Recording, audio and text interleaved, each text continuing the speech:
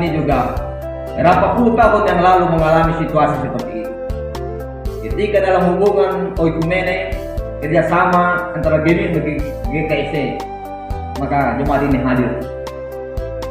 Ada pergumulan cukup besar, penyakit, mungkin tempat bergunung-gunung waktu itu. Tetapi ketika kita memberi diri dalam proses Tuhan itu sendiri, Tuhan tidak pernah meninggalkan kita. Janjinya kepada kita, setiap negeri yang kamu tuju akan disiapkan air masa panas dan masa hujan untuk menanam dan itu. Kita nikmati hingga saat ini. Mungkin kalau kita sekarang regenerasinya kita belum merasakan apa yang dirasakan orang tua kita dulu ketika berada di tempat ini. Ini juga dialami oleh bangsa Israel dalam pembuangan. Tetapi Tuhan memiliki tujuan dan maksud tertentu. Ayat 4 sampai 9 bahasa kita sangat jelas dikatakan di tempat dalam ayat ini. Tujuan Allah untuk membentuk bangsa Israel sehingga mereka boleh hidup dalam kehendak Allah itu sendiri. Bangsa Israel berada dalam pembuangan selama 70 tahun agar mereka mengalami proses dari Allah. Sikap inilah yang dikritik oleh Yeremia. Allah ingin agar umat memiliki dasar yang baik untuk membangun harapan-harapan mereka. Allah memiliki tujuan bagi umatnya. Allah ingin umat menyadari dan memahami bahwa pekerjaan Allah sesuai pikiran Allah dan kehendak Allah. Allah ingin agar umatnya mengetahui bahwa segala yang mereka alami adalah tindakan Allah menurut keputusan dan kehendak Allah. Ayat 10 sampai 14 sangat jelas dicatatkan dalam bacaan. Bagi Yeremia, semua rancangan Allah bagi umat yang sedang bekerja menuju hari depan yang penuh harapan yang akan diberikan pada waktunya, bahwa masa depan itu akan tiba. Karena itu umat Allah bangsa Israel diminta untuk bersabar dalam proses Allah yang dialami oleh bangsa Israel, ibaratnya seorang petani yang menunggu hasil tuaiannya. Ketika ia menanam pohon, dengan bersabar ia menunggu buahnya, dan ketika matang baru memetik. Allah memberikan mereka sebuah akhir dan harapan akhir. Pembuangan akan berlangsung selama 70 tahun dan bukan selamanya. Penderitaan akan kita alami dan bukan selama penderitaan itu akan kita alami. Harapan berarti penantian mereka akan jawaban Allah dengan memberikan apa yang terbaik bagi mereka. Asalkan bangsa itu bersedia berproses dalam rancangan.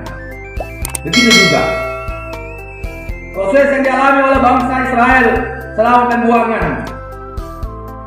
Seringkali kita sebagai umat Allah yang percaya kepadanya sama sekarang ini, seringkali Allah membiarkan untuk mengizinkan penderitaan, misalnya penyakit, masalah-masalah hidup dalam keluarga apapun pribadi, kegagalan yang kita alami, agar kita tetap dekat dengan Allah, sehingga orang-orang percaya terus mencari dan menemukan hadirat.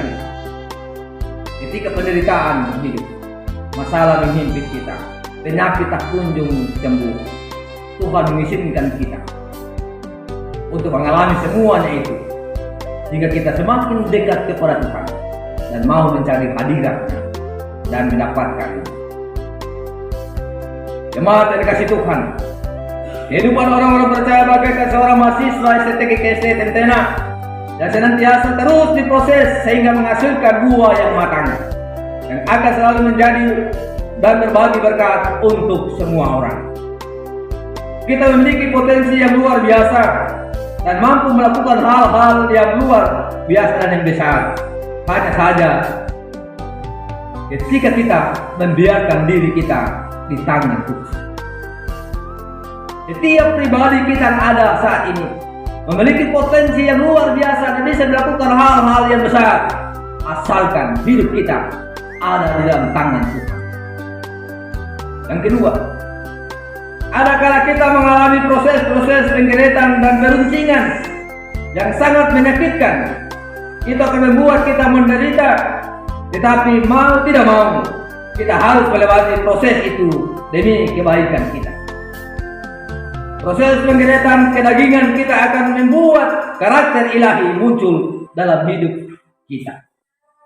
Semua peristiwa hidup, penderitaan hidup akan kita tempuh dalam hidup ini akan membuat kita semakin baik di hadapan Tuhan dan membawa nilai kekristenan. Emas semakin dibakar, semakin menunjukkan kemurnian.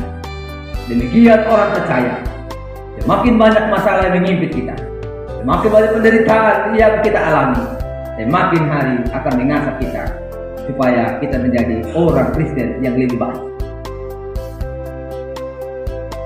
Yang ketiga, bagian terpenting dalam hidup kita adalah bagian yang ada di dalamnya. Jangan pernah dijebak dengan hal-hal yang hanya merupakan penampilan luar saja. Tuhan tidak pernah tergiur dengan topeng-topeng kita. Tuhan lebih melihat ke dalam hati kita. Persembahan janda miskin dan orang kaya menjadi sebuah penjelasan bagi kita. Tuhan tidak melihat luarnya, tetapi Tuhan menilai hati kita. Keempat, dimanapun Tuhan telah taruh kita selalu tinggalkan jejak atau tulisan-tulisan yang benar-benar bisa mempengaruhi orang yang membacanya. Jadilah orang Kristen yang berpengaruh dalam kehidupan ini dan selalu meninggalkan kesan yang mendalam bagi setiap orang yang bertemu dengan kita. Jadilah orang Kristen yang baik, selalu membawa damai dan selalu menjadi berkat bagi semua orang di mana saja kita berada. Jadi saya sampaikan, orang percaya, orang Kristen adalah surat-surat Kristus yang terbuka lebar. Siapapun orang bisa membaca kebenaran firman itu dan setiap tutur kata dan tindakan kita. Amin.